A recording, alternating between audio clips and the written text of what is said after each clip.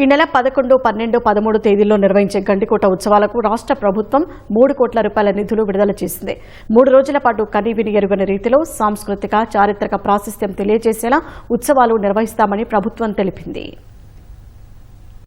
గతంలో గండికోట ఉత్సవాలను నామమాత్రంగా నిర్వహించినందున కూటమి ప్రభుత్వం మళ్లీ ఆ ఉత్సవాలకు కొత్త శోభ తెచ్చేలా అత్యంత వైభవంగా నిర్వహించాలని భావించింది.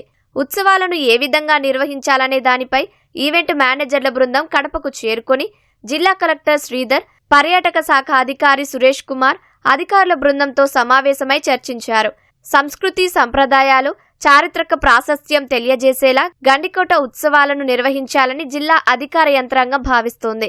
గ్రాండ్ కెన్యన్ ఆఫ్ ఇండియాగా పిలిచే గండికోట అడ్వెంచర్ ఈవెంట్ను నిర్వహించేందుకు అధికారులు ఏర్పాట్లు చేస్తున్నారు.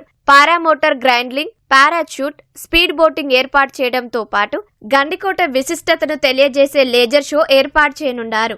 దీంతో పాటు గండికోట అందాలను వీక్షించేందుకు హెలికాప్టర్ రైడ్ను ఏర్పాటు చేయనున్నారు. గండికోట ఉత్సవాల పోస్టర్లు, టీజర్ను మంత్రి సవిత కడప కలెక్టరేట్లో ఆవిష్కరించారు. ఉత్సవాలు ఘనంగా నిర్వహించడానికి రాష్ట్ర ప్రభుత్వం ప్రత్యేక దృష్టి సారించి నిధులు విడుదల చేసిందని మంత్రి సవిత అన్నారు.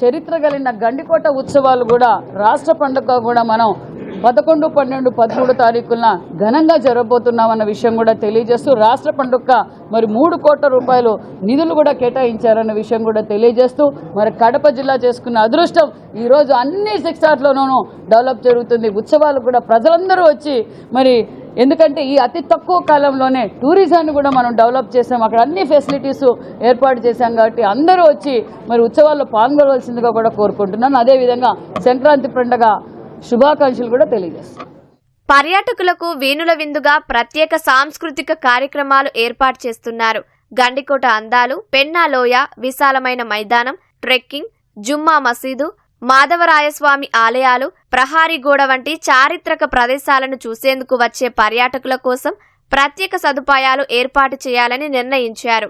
జిల్లా వ్యాప్తంగా గండికోట ఉత్సవాల శోభ తెలియజేసే విధంగా ఏర్పాట్లు చేస్తున్నామని జిల్లా కలెక్టర్ శ్రీధర్ తెలిపారు.